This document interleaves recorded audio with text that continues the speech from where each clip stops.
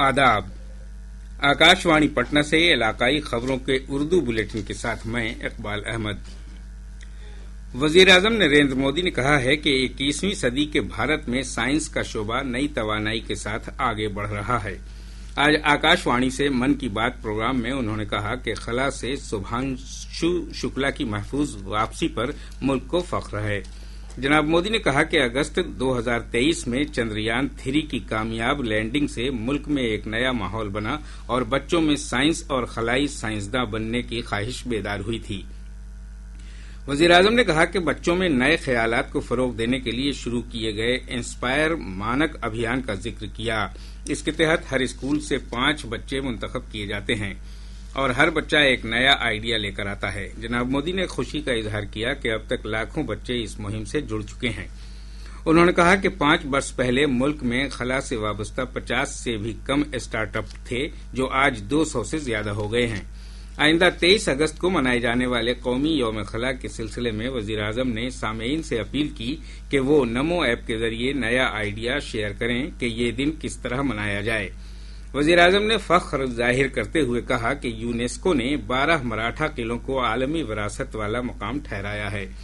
वजीर-ए-आजम ने कहा कि मुल्क में दूसरे मकामात पर भी ऐसे बेमिसाल और अनोखे किले हैं जिन्होंने हमले बर्दाश्त किए, खराब मौसम की मार झेली, लेकिन अपने वकार को कभी झुकने नहीं दिया।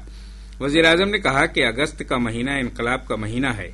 उन्होंने 18 वर्ष के इनकलाबी खुदीराम बोस के हौसले की सताइश की, जो 11 अगस्त 1908 को हंसते हंसते फांसी के फंदे पर झूल गए।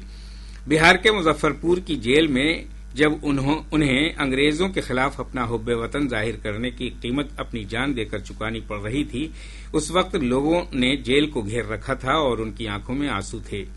जनाब मोदी ने कहा कि मुल्क के दीवानों ने अपने लहू से तहरीक आजादी की आबियारी की थी और बेशुमार कुर्बानियों के बाद मुल्क को आजादी मिली थी।